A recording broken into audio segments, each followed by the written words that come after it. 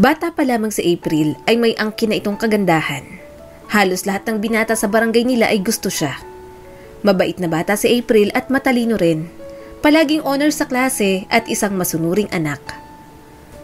Ma, kasama po ako sa lalaban para sa quiz bee ng school namin. Masayang ibinalita ito ni April sa kanyang mga magulang. Kaagad na sumilay ang ngiti sa labi ng kanyang ina. Bata pa lang si April, madalas na itong sinasali sa mga contest ng school na pinapasukan. At sa lahat ng achievements niya ay palaging proud ang mga ito. Isang nurse ang nanay ni April at isang company driver naman ang kanyang ama. Ang tali-talino mo talaga, April. Manang-mana ka sa akin. Saad ni Alma, ang ina ni April. Anong sayo sa akin nagmana yung anak natin. Top 3 ako nung kabataan ko. Sabat ni Mando, ang kanyang ama. Papanong hindi ka magiging top 3 Tatlo lang naman kayo sa klase nyo. Ismid ni Alma at marahang hinaplos ang mahabang buhok ni April. Natawa na lamang si April dahil sa pag-aasaran ng kanyang mga magulang. Bata pa lamang, saksi na siya sa pagmamahalan ng kanyang nanay at tatay. Madalas sinasabi ni April sa kanyang sarili na kung mag-aasawa man siya, gusto niyang maging katulad ito ng kanyang ama. Mabait, maalaga, maunawain at mapagmahal. April, top 1 ka na naman. Ang tali-talino mo talaga. Feeling ko, ikaw ang magiging valedictorian ng batch natin. Saad ni Bea, ang matalik na kaibigan ni April. Valedictorian ka dyan. Ang dami kayong matalino sa batch natin. At saka tsumamba lang ako. Nahihiyang sabi ni April. Hindi kasi siya sanay kapag may taong pumupuri sa kanya. Sana all ganyan tsumamba. Nakakainggit ka. Pahingi nga ng utak mo. Pabirong sabi ni Bea. Ang sabi ko naman kasi sa'yo, sabay na tayong mag-review. Komento ni April. Ayoko. Aantukin lang ako. Hindi kakayanin ng brain cells ko yung mga nire-review ng utak mo. Hirit ni Bea at hinila si April sa loob ng classroom nila. Nang makapasok sa loob, kaagad sinalubong ng congratulations at papuri si April. Marami ang humahanga sa angking katalinuhan niya. Beauty and brains kumbaga. Ma, bakit hindi pa umuwi si Papa? Kahapon pa siyang hindi umuwi Pag-uusisa ni April at labis na nag-aalala sa kanyang ama. Tuwing hapon kasi, natatapos ang trabaho ni Mando bilang company driver, pero kahapon pa ito hindi umuwi. Natahimik at napaiwas ng tingin si Alma. Kumunot ang noo ni April at nagtataka sa reaksyon ng kanyang ina pero hindi na siya nagtanong. Kinabukasan, nanalo sa quiz bee contest si April. At deserve niya naman ang panalo at mga papuring tanggap niya dahil pinaghandaan niya ng mabuti ang contest na iyon. Abot langit ang ngiti ni April habang naglalakad pa uwi sa bahay nila. Hawak niya ang certificate at nakasabit naman sa leeg niya ang gold medal. Pero nang marating ni April ang bahay nila, kaagad na naglaho ang ngiti niya. Umalingaw-ngaw kasi sa loob ng bahay ang sigawan ni Alma at Mando. Kasabay noon ang kalampag at tunog ng mga nabasag na gamit na bumagsak sa sahig. Ma, Pa, ano pong nangyayari? Naiiyak na tanong ni April at napatingin sa mga nagkalat na gamit sa sahig. Itong tatay mo, ang lakas ng loob magloko. Sana, kung magloloko siya yung hindi ko mahuhuli. Nung una akong niloko ng tatay mo, pinalampas ko. Pero hindi ko na mapapalampas tong ginawa niya. Niloko niya ako ulit at hindi ko na siya mapapatawad pa. Sigaw ni Alma at masama ang tingin sa asawang si Mando. Pa, totoo bang sinabi ni Mama? May ibang babae ka po ba? Bakit? Bakit mo nagawa kay Mama yun? Sunod-sunod na tanong ni April. Sinubukang lumapit ni Mando kay April, kaso mabilis na napaatras ang dalaga. Nagsimula na ring bumagsak ang mga luha niya. Hindi niya lubos akalain na magagawang lokohin ng tatay niya ang kanyang ina. Huwag mo nang itanggi pa, Mando. Ginawa mo na at dapat mong aminin sa anak mo ang kasalanang nagawa mo. Ang lakas ng loob mong magloko pero tatameme ka dyan. Singhal ni Alma. Alma, kaibigan ko lang siya. Giit ni Mando. Kaibigan? May kaibigan bang naghahalikan sa labi? Ilang beses mo na itong nagawa sa akin, Mando. Hindi na ako magbubulag-bulagan ngayon. Papa, paano mo nagawa to kay Mama at sa akin? Hindi mo man lang ba kami naisip? Alam mo man lang ba na ikaw yung idol ko at yung kagaya mo ang standard ko pagdating sa lalaki? Tapos malalaman kong kasinungalingan lang pala ang lahat? Hindi ka stick to one kasi manloloko ka. Sinira mo yung pamilya natin para lang sa isang babae. Bakit? Nasasaktang sabi ni April habang umiiling. Anak, oo, aaminin ko nagkamali ako. Pero hindi ko na uulitin yun. Depensa ni Mando. Hindi uulitin? Pero nagawa mo na. Nasaktan at pinaiyak mo na si Mama. Pasensya na anak. Sana mapatawad mo pa ako. Sabi ni Mando at napaluhod. Kaya kitang patawarin pa. Kasi tatay pa rin kita kahit pagbali-balik na rin ko pa ang mundo. Pero hindi ko kayang kalimutan tong ginawa mo. Mariing sinabi ni April at tumakbo palabas ng bahay nila.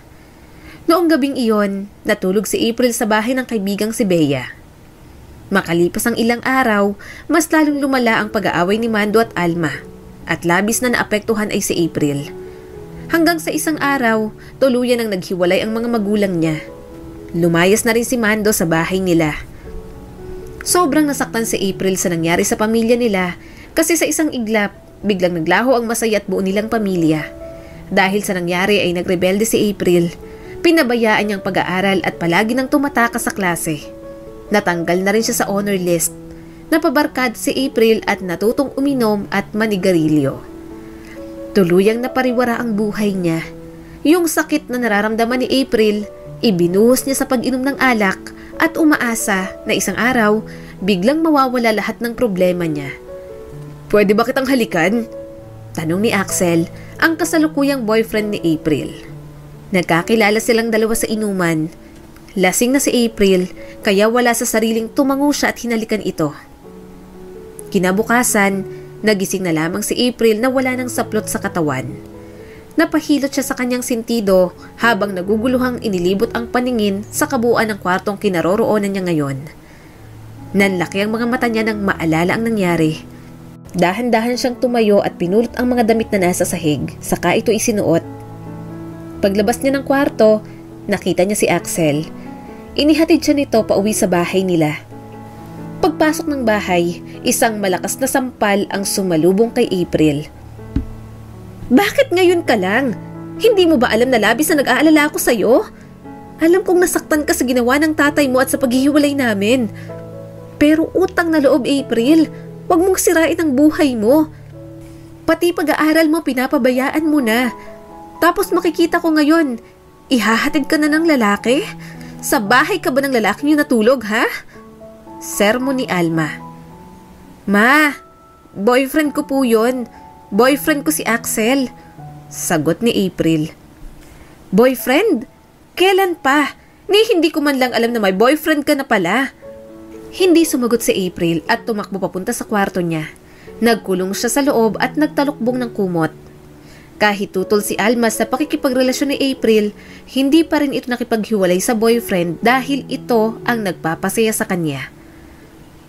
April, absent ka kahapon, kaya pinapasabi ni ma'am na kailangan mo nang magpasa ng project mo. Kaagad na bungad ni Bea nang pumasok sa klase si April. Tamad na umupo ang dalaga sa armchair at bumaling sa labas ng bintana. Hindi ko pa nasisimula ng project ko, wala akong oras para doon.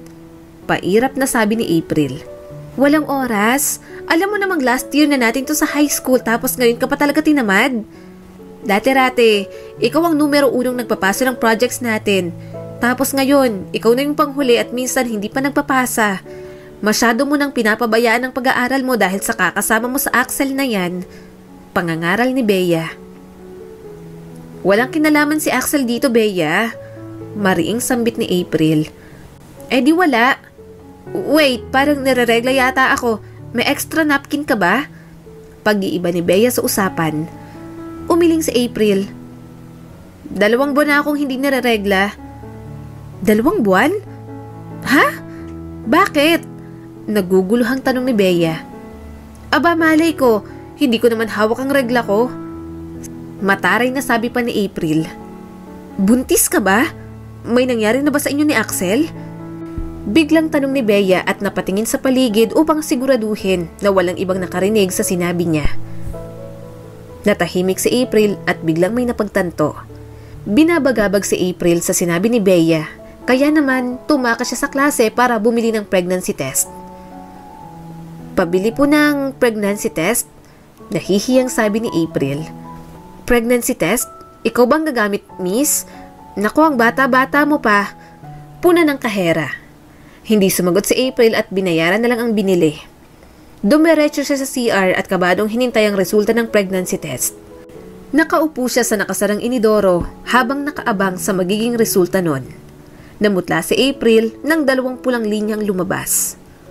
Kapag pulang linya kasi, ibig sabihin nito ay positive si April at buntis nga siya. Tulirong tumayo si April at tinapon ang pregnancy test. Saka siya nagmamadaling umalis. Bumalik siya sa eskwelahan nila at hinanap niya si Axel.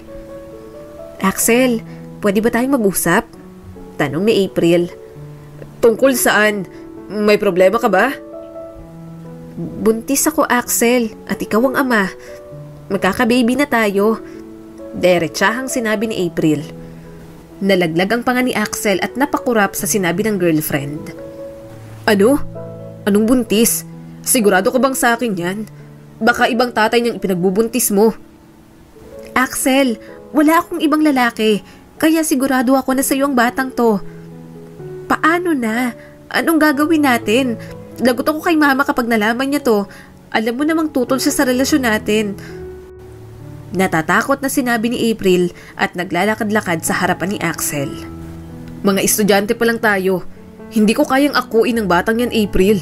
Ni wala nga akong trabaho at paniguradong mapapatay ako ng tatay ko kapag umabot sa kanya to. Sagot ni Axel at sinabunutan ng kanyang sarili. Paano?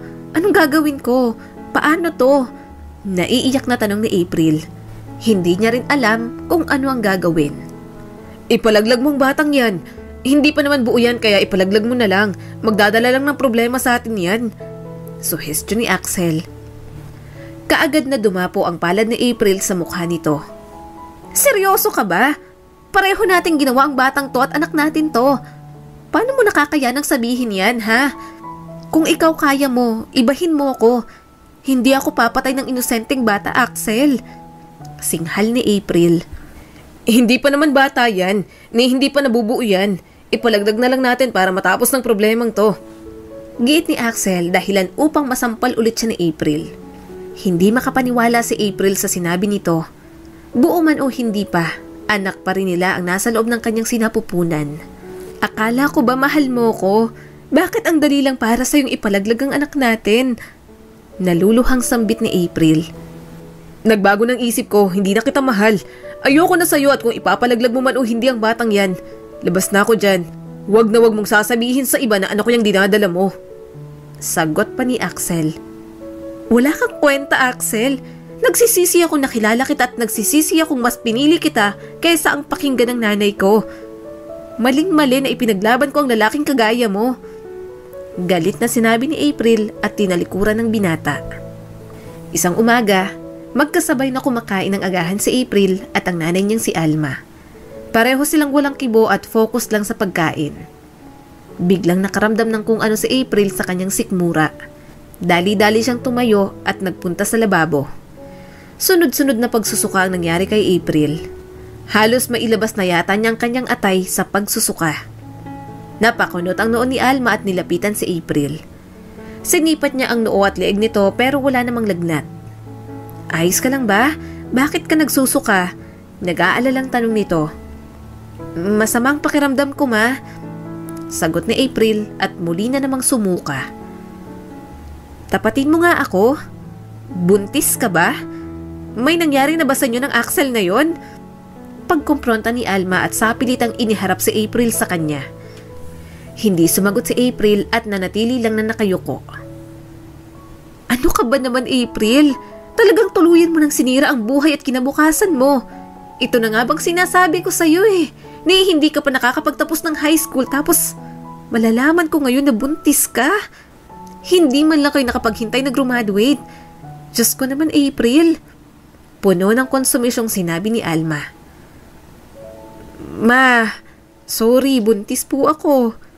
Hindi ko po sinasadya. Iyak ni April. Nasaan si Axel ngayon? Gusto ko siyang makausap. Ano ba ang balak ninyo sa batang yan? Noong sinabi ko po kay Axel, ayaw niya pong panagutan, ma. Sinabihan niya akong ipalaglag ko na daw tong bata. Paliwanag pa ni April. Malalim na napaisip si Alma at seryosong napatingin sa kanyang anak.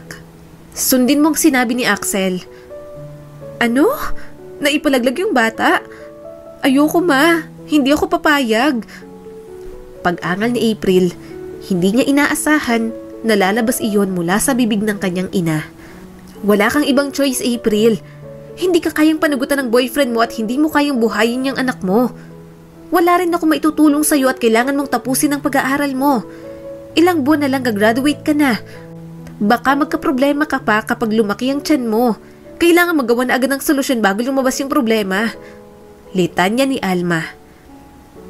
Ma, naririnig mo bang sarili mo? Nanay ka rin, kaya paano mo nakakayag sabihin yan sa akin? Anak ko itong dinadala ko, ma.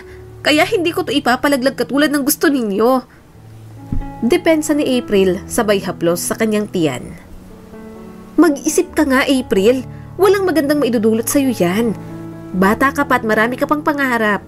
Magiging sagabal sa'yo ang pagbubuntis mo. Ipalaglag na natin yan, may kakilala ako. Giit ni Alma at sapilitang hinila si April palabas ng bahay. Sumigaw si April at pilit na kumakawala. Nang makawala siya sa pagkakahawak ni Alma, kaagad siyang tumaripas ng takbo palayo sa bahay nila. Pinuntahan niyang kaibigan na si Bea, kaso hindi siya tinulungan nito. Isang tao na lang ang naiisip ni April at iyon ay walang iba kundi ang kanyang ama.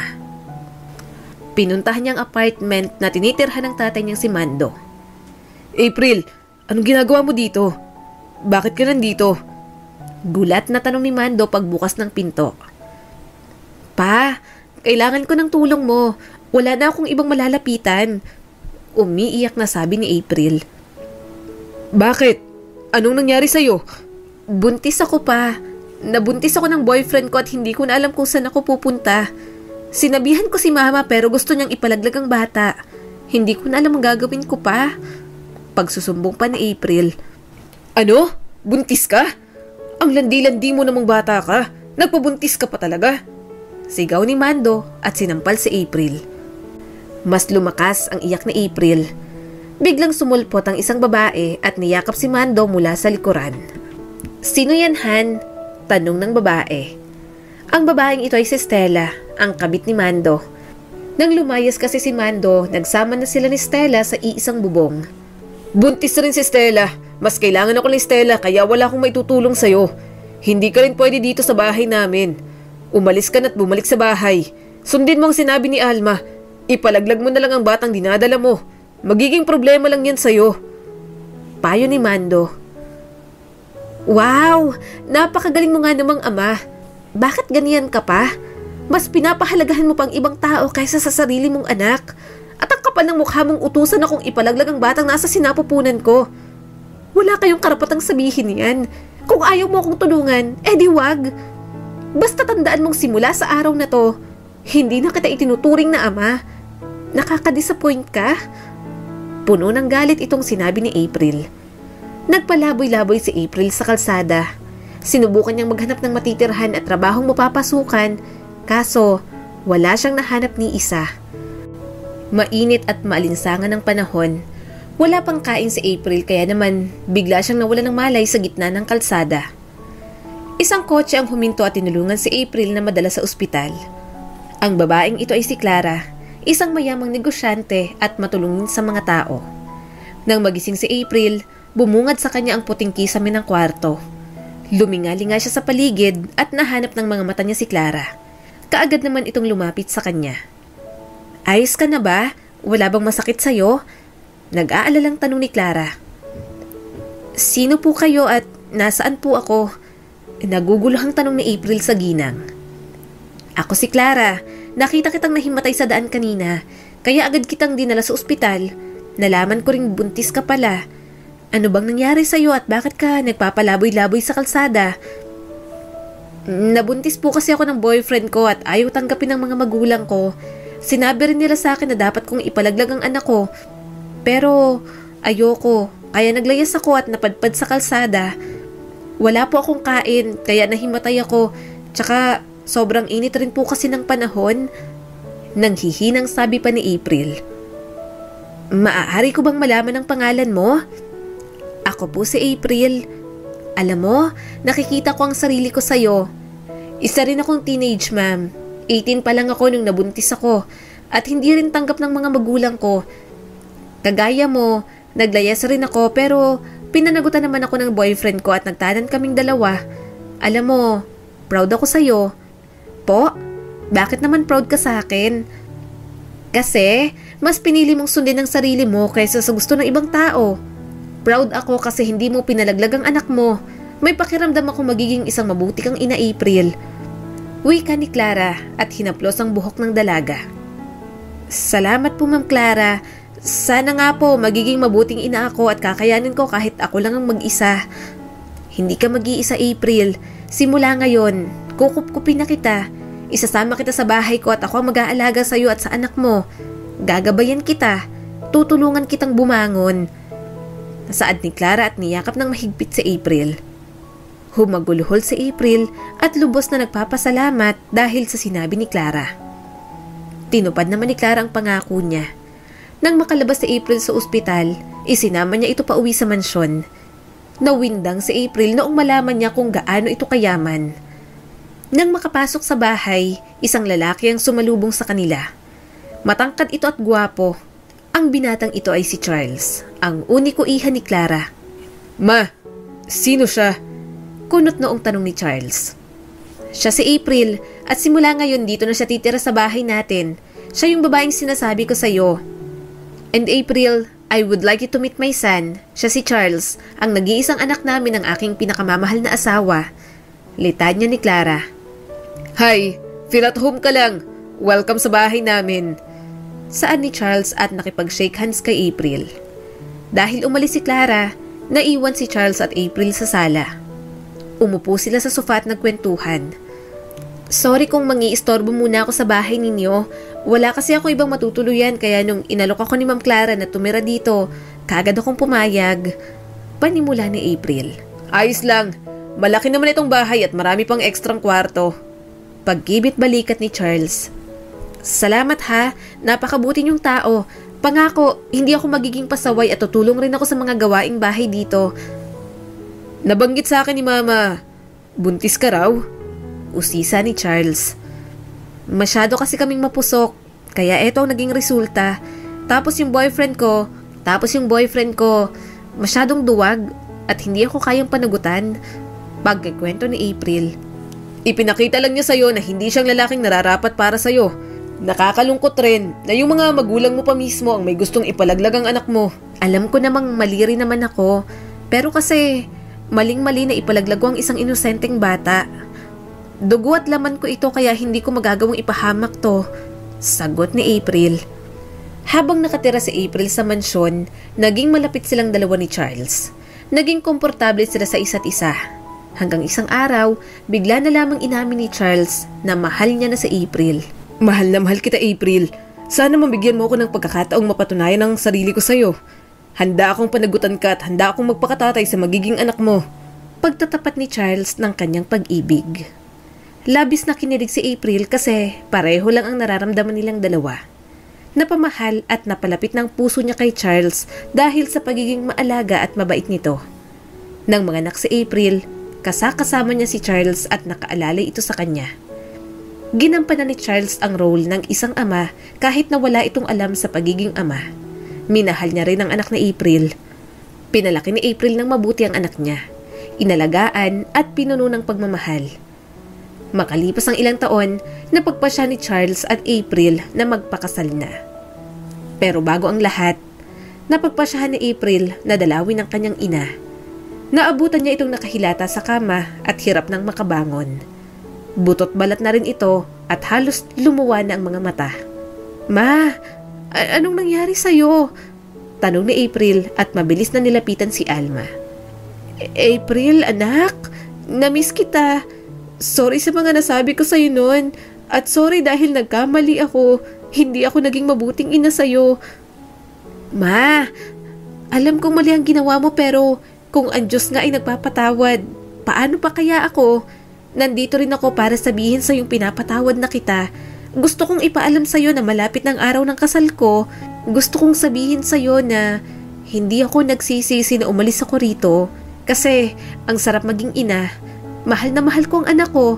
Sobra akong proud sa sarili ko kasi kinaya ko kahit walang gabay mo at proud ako kasi hindi ko sinunod ang sinabi mo sa akin noon. Sorry April. Sorry talaga. Maling-mali ako na pinabayaan kita. Lumuluhang sabi ni Alma. Tumango si April. Sa kabila ng lahat ng nangyari, tinulungan pa rin niya ang kanyang ina. Dinala niya ito sa ospital at pinagamot. Kaso, hindi na nakasurvive. Tuluyan na itong binawian ang buhay. Masyado nang malubha ang sakit ni Alma at hindi na tumatalab ang mga gamot. Sa araw ng libing ni Alma, nakita ni April ang tatay niyang si Mando. Namumugto ang mga mata nito dahil sa labis na pag-iyak. Gusto niya sana itong lapitan, pero nang magtama ang kanilang mga mata, agad itong umiwas at umalis. Nabalitaan ni April na iniwan si Mando ng kabit nito dahil wala nang mahutot na pera matapos magsara ang kumpanya na pinagtatrabahuhan. Ang masakit pa roon, hindi naman pala talaga sa kanyang batang ipinaako ni Stella. Nagsinungaling lamang ito para sa pera at sustento. Marahil, hiyang-hiya si Mando at puno ng pagsisisi sa lahat ng kasalanang nagawa niya kay Alma at April. Kaya ni makalapit, hindi nito magawa. Dumating ng araw ng kasal ni April at masayang-masaya siyang ikakasal na siya sa lalaking tunay na nagmamahal at nagpapahalaga sa kanya. At yun ay walang iba kundi si Charles. Congrats Mami! Kasal na kayo ni Daddy Charles ko! Masiglang sabi ng anak ni April.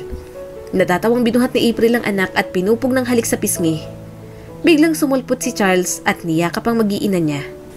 Makalipas ang 1 taon matapos silang ikasal, nabuntis ulit si April. Walang pagsidla ng tuwang nararamdaman si Charles dahil 2 ng anak niya.